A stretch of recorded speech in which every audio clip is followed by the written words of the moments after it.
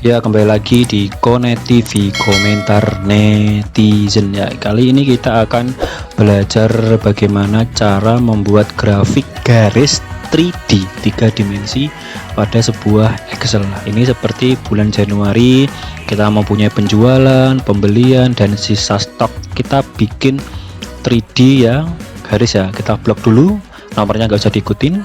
Kemudian kita menu insert, kemudian kita pilih. Nah ini ya, yang gambar ini 3D line garis. Nah kita klik saja, secara otomatis dia akan muncul. Kita drag ke samping, kita bisa rubah warnanya yang agak lebih jelas.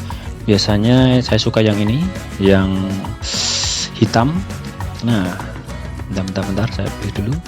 Nah yang hitam ini. Nah, dari grafik ini kita bisa nonton yang warna biru itu adalah grafik penjualan, yang oranye itu adalah grafik pembelian, dan yang abu-abu itu adalah sisa stoknya.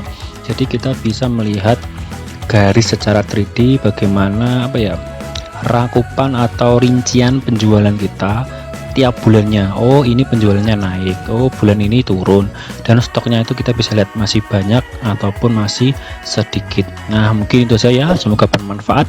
Ternyata sangat mudah. Selamat mencoba dan tetap enjoy.